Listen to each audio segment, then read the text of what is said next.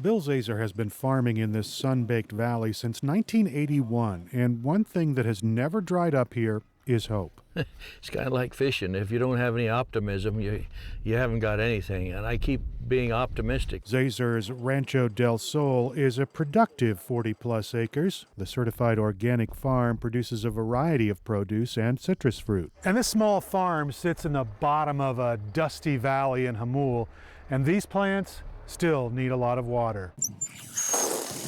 Zazer says he's always managed to find enough water in the ground to feed his thirsty crops, and he counts himself lucky. Yeah, several neighbors are trucking water. They don't have any other option. They have to pay a truck to bring them a couple of thousand gallons of water each time. Zazer has been able to tap into groundwater over the years, but he's finding out that there are limits to that supply. He has 11 wells scattered around his property. Only 2 still draw water, and he's facing issues with them. What can you say? You just have to go deeper. That's what we've done on that well we were just at. We just deepened that well from 872. We were going to go 100 feet. We didn't even get there. At 9 1/4, we found quite a bit more water. Whereas the other one that was 1,100 feet deep got nothing. So it's just where you find it,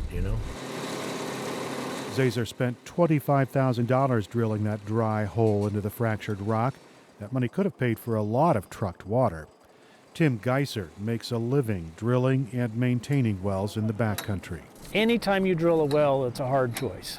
There is no guarantee when you drill a well that you're going to hit water.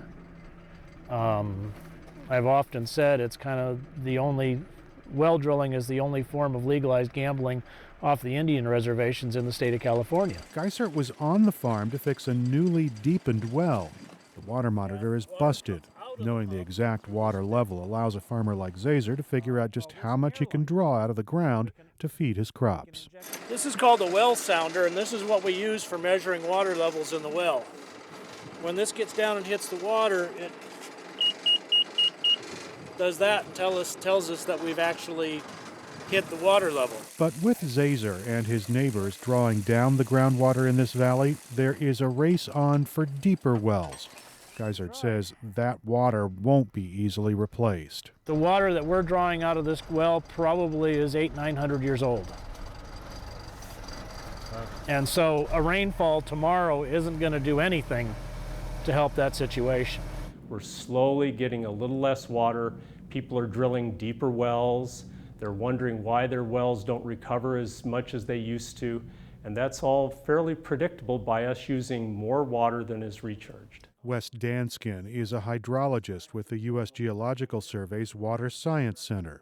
Danskin says the East County's geology is much like the Sierra Mountains. The region doesn't get any of the imported water from Northern California or the Colorado River. The fractured rock relies on rainwater to percolate through the ground to recharge underground fissures. Typically our wells were maybe 600 feet deep, 800 feet deep. Now they're more typically 1,200, 1,400, and the cost is very nonlinear. It doubles, it quadruples with each additional distance. So there is water further down, but commonly it's not as fresh. It's saltier. It's been in the ground longer. Danskin says groundwater isn't regulated in the East County. Once a well is permitted and drilled, there are no restrictions on how much water can be taken. That leaves Bill Zazer focused on the near term. We're doing okay. This last year was rough because we've been looking for more water and drilling more wells, and yeah. State officials are looking at regulating groundwater supplies under some of the state's rich agricultural valleys. Those sand and gravel aquifers are easy to monitor and manage. Doing that in more mountainous, fractured rock areas is technically much more difficult, but shrinking water supplies might force officials to consider it. Eric Anderson, KPBS News.